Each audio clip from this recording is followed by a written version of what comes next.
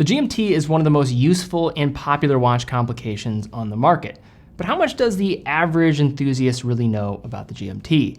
In this video, we're going to be looking at 4 key things you should know about GMT watches in order to add some depth to your understanding and to further your appreciation for this classic watch complication. The key aspects that we're going to be looking at here in this video, first looking at a brief history of GMT and what does GMT even mean, then moving into the anatomy of a GMT, its parts and different variables, then moving into the conversation of office versus true GMTs, what they are, how to set them, and having some examples to go along with it, and finally wrapping it up with other types of time zone and travel watches that you should be familiar with, although it may not be exactly considered a GMT watch. Now, I'm not going to cover many GMT watches in this video. I don't want this to turn into a list video. So what I'll do is link a helpful article in the description. We're looking at 25 of the top GMT watches in 2022, variety of different price points, looking at some icons, some under the radar type of picks. So I'd recommend checking that out if you want more of a definitive list on GMT watches.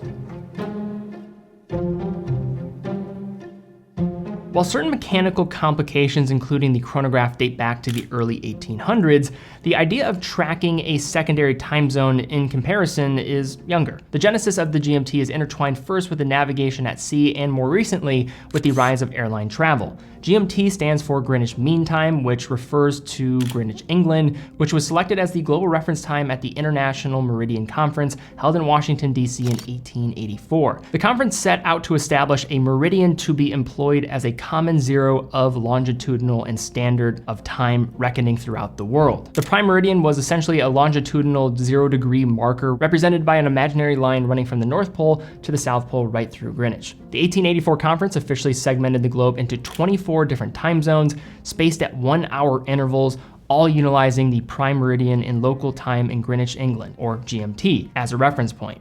The United States Eastern Time Zone, for example, was thereafter denoted as GMT-5, with somewhere further afield, like Tokyo, located at GMT+9. Enacted as a response to the growing global navigation and communication needs, this idea of GMT time allowed people all around the world to operate on a consistent time standard, a well-founded foretelling for what was to come in the 20th century with the rise of airlines that made domestic and international business travel more financially feasible. This emerging need for an at-a-glance management of 2 or more time zones became apparent, and the watch industry was quick to respond. Although there are a few brands that can claim to have influenced the move to tracking multiple time zones, including Louis Cotier and Patex's World Timers in 1937, most will quickly jump to the early 1950s as being the center for the GMT watch boom and setting the current accepted standard for what we now associate with a GMT. During this period, the first watch worthy to be mentioned is the Glycine Airman, released in 1953, that was able to track multiple time zones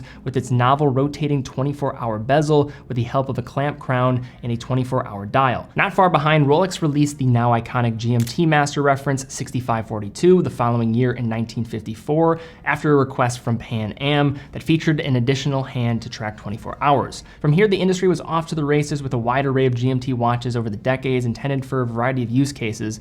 Yet despite the use of GMT now being succeeded by the UTC, or Coordinated Universal Time, and the breadth of modern GMT watches out there, the basic design DNA that constitutes a GMT remains much of the same.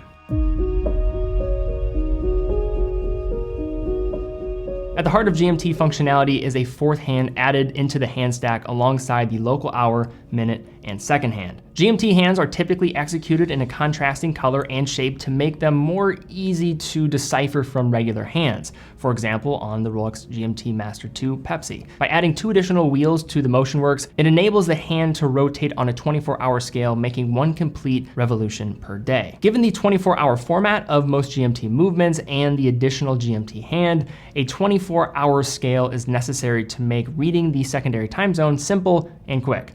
While you might see a GMT scale executed either on the dial or the rehaut, it is often achieved with a bezel. Some GMT bezels are fixed, as we see on the Rolex Explorer 2 or the new Tudor Black Bay Pro, meaning these watches can only track 2 time zones at a given time. On watches with rotating 24-hour GMT bezels, including the GMT Master 2, A third time zone can theoretically be tracked by rotating the bezel the correct amount of hours in either direction in comparison to the time being shown by the 24-hour GMT hand. As an example, let's say I use my local time to show US Eastern time, because that's where I'm at right now, and I track UTC or GMT within the 24-hour hand, but I wanted to know the time in Tokyo. I would simply need to know that Tokyo is GMT plus 9 and rotate the bezel so that the 9 is at 12, and the GMT hand will now show Tokyo's time.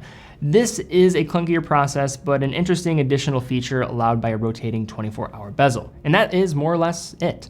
An additional hand paired with a secondary scale in a 24-hour format is all you need to qualify a watch as a GMT.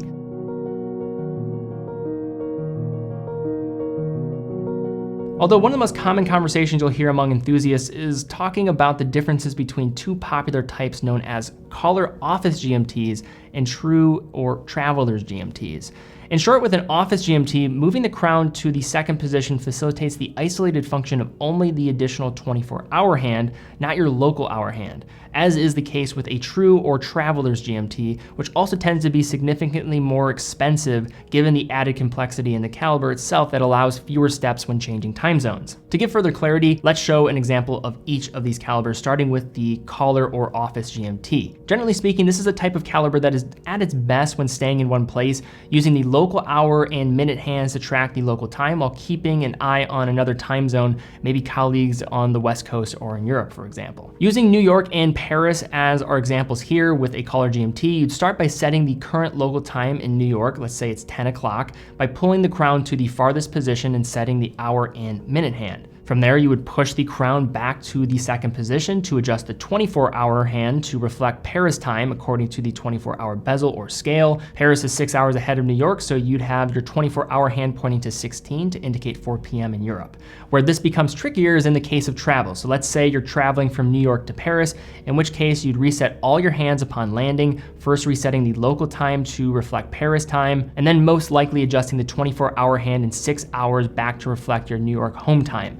In this instance, you're resetting all the hands and also stopping the balance and seconds hand in the process, losing more precise time. These types of GMTs are more common as a result of many being readily available with third-party movements such as SW330, the ETA 28932, and the Soprod C125, all of them following this format. This approach certainly is not a big deal in the grand scheme of things, but it is more involved than the alternative. With a true GMT, also known as a traveler's GMT, you have the ability to independently set the local hour hand in 1 hour increments in both directions without stopping the balance or disrupting the position of the 24-hour hand, making this the easiest option for frequent travelers. Again, using that New York to Paris flight, you take off with both your local hour and GMT hands reflecting your home time in New York. Then upon landing, you'd advance only the local hour hand 6 hours ahead by pulling the crown in the second position to get your new Paris time, with all of the other hands not being interrupted, tracking your time back home in New York. If you then took another flight somewhere else, you would just have to repeat the process, again moving the local hour hand 1 hour forwards or backwards for every time zone you've crossed. The only downside of this type of system is you typically are not going to have a quick set date feature, but to me, I still find this as the better system overall. Now to conclude here, we do have a few other terms and just general types of watches to be aware of when looking at travel or time zone watches. Just as a fair warning, some of the definitions here are going to be loose and it can be a game of semantics at times. A popular second time zone watch that you've probably heard of is a dual time, which utilizes 2 hour hands, with the second time zone typically being tracked on a subsidiary dial. These subdials can either be in 24 hours or 12 hours, with the majority of 12-hour dual time watches also offering some other source of day-night indication. You'll also hear the term travel time being thrown around quite frequently, with this most often being associated with Patek Philippe's collection of dual time watches. While some of Patek travel time models, especially the vintage examples, operate with the standard secondary time zone subdial, familiar with other dual times, there are also other examples, including the Nautilus travel time, where a secondary skeletonized hour hand is centrally located as part of the hand stack and can jump into action with the help of a pusher on the side of the case, even being able to overlap hands, hiding the additional time zone coverage if needed. Another popular option for frequent travelers is the world time, a complication integrated to simultaneously show all 24 time zones around the globe at a glance.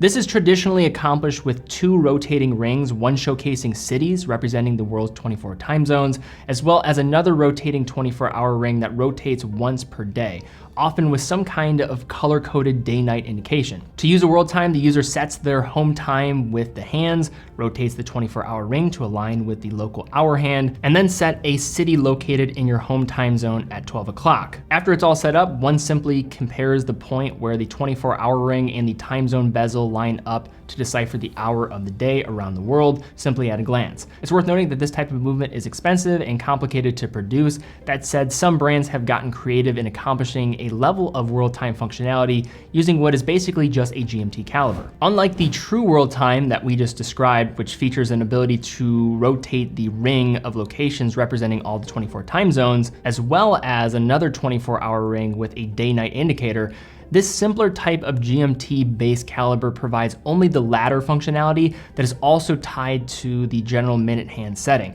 So in order to set the time with this type of watch, you would align the 24-hour ring with your home time or reference time and set the minute hand appropriately, and then utilizing the isolated local hour setting, adjust your local hour. The difference here is that you don't have the rotating ring of time zones representing the cities. A great example of this execution is the modern Omega Aquaterra world time. However, there are many different variations and iterations of this that use something of this sort, a GMT movement to have some world time functionality. And then this last one is a bit of a stretch, but it is more of your budget option. Generally speaking, you need the 4th hand and a 24-hour scale to qualify as a GMT watch.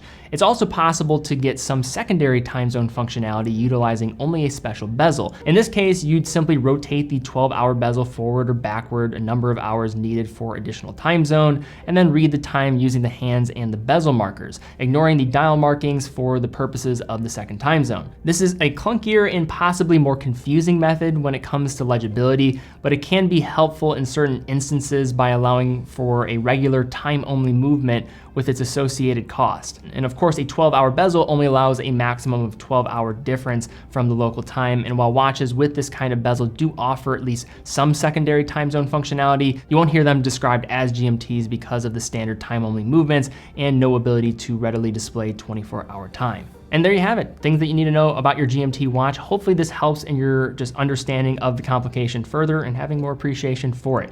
Also, if you enjoyed the video, please give it a thumbs up, subscribe, and hit the bell icon. Also, definitely recommend, if you are not subscribed to this channel, 60% of you that watch this channel are not subscribed. So please do a subscribe if you enjoyed it. It doesn't cost you $1 to do so. Also check out TeddyBaldassarre.com, full authorized dealer of 30 brands, quick and fast fulfillment, dedicated customer support, and a full factory warranty for all the products that we offer. But guys, thank you again so much for watching. Be well, and I will see you all very soon.